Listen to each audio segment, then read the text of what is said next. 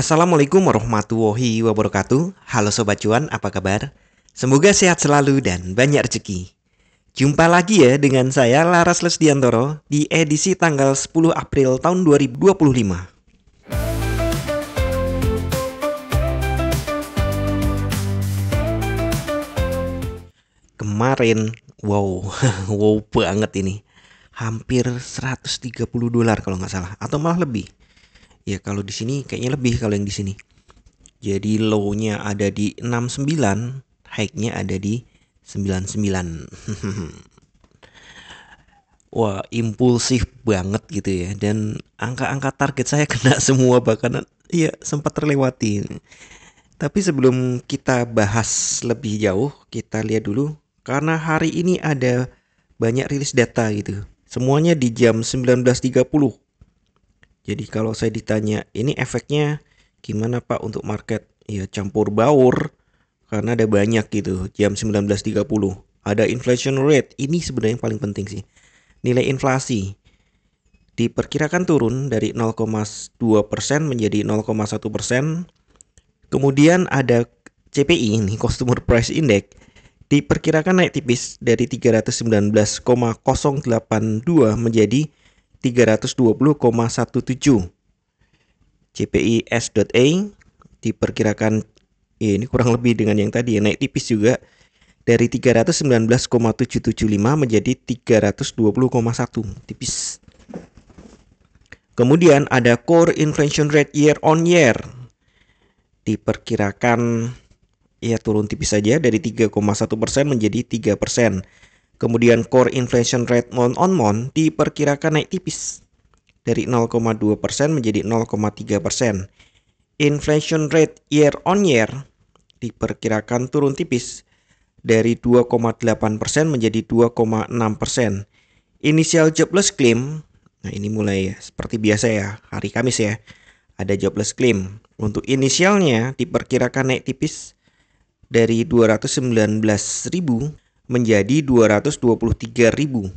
Kemudian for week average nilai rata-ratanya diperkirakan naik dari 223.000 menjadi 226.000. Sedangkan continuing jobs claim yang lanjutan gitu ya, diperkirakan turun, ini justru turun dari 1.903.000 menjadi 1.880.000. Nah, di sini ada banyak data dan ada yang positif, ada yang negatif gitu kan. Jadi ini hati-hati aja di jam situ. Bisa jadi tambah gejolak lagi nih, tapi sebenarnya semua pandangan mata lagi ke Trump ya. Si paman Kuber ini kayaknya memang aduh kebangetan.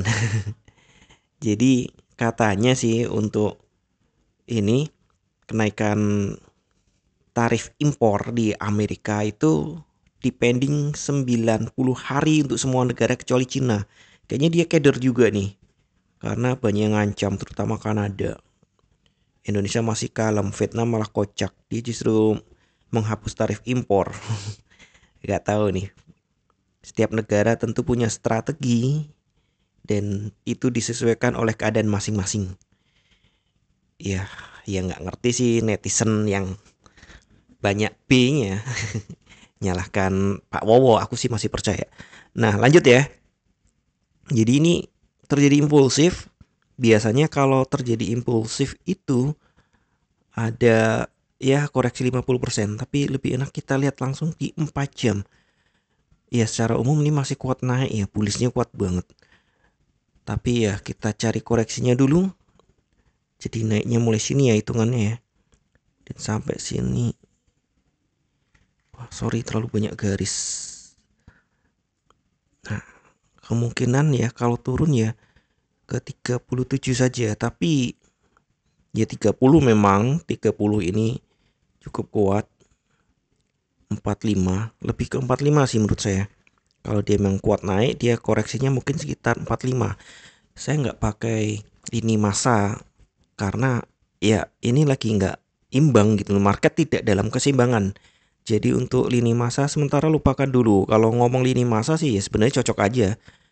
Karena kan ini open tadi tuh, kalau balik lagi ke daily, open di atas open sebelumnya harusnya ada tarik busur dulu baru naik. Tapi ini belum sudah dekat dengan high sebelumnya. Kalau kalau open di atas open sebelumnya kan targetnya kan high sebelumnya, ini udah tipis. Sekali lagi market tidak sedang dalam keseimbangan. Jadi teori-teori keseimbangan sementara lupakan dulu. Kita lihat jejak-jejaknya saja dulu. Balik ke 4 jam, ada peluang turun untuk koreksi, iya koreksi aja ya. Untuk lanjut turun saya ragukan. Nah kemarin saya ragu bisa sampai 57, ternyata dilewati ya. Ya karena lagi-lagi market sedang tidak dalam keseimbangan. Jadi untuk hari ini nih, ya kalau ngejar langsung all time high ya berat sih kalau hari ini. Mungkin saja karena kemarin kan juga lebih dari ini ya 130-an ya. Lebih dari $100. Ini kalau naik $100 ya udah kena memang all time high-nya.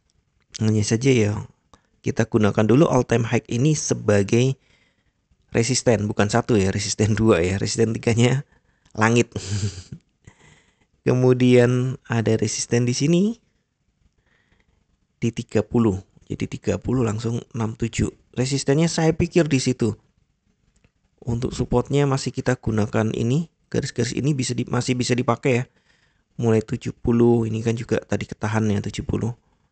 Kemudian 57, 45. Walaupun nih karena ini gerakannya lagi besar, saya lebih suka perhatikan langsung 45, kemudian iya di angka ini antara 45 sama 34 mungkin itu ganjalan kuat. Karena berikutnya langsung di psikologi level 3000 untuk lebih bawah lagi. Berat sih kayaknya. Tapi sekali lagi ya, bolak-balik saya bilang berat, ternyata kena juga karena market sedang tidak dalam keseimbangan. Lebih pertimbangannya itu psikologis gitu loh. Ada banyak FOMO di sini sehingga harga bergerak sangat-sangat fluktuatif. Waduh, gimana dong tradingnya Pak? Ya trading aja, Anda gunakan sinyal-sinyal seperti biasa yang biasa Anda gunakan nih.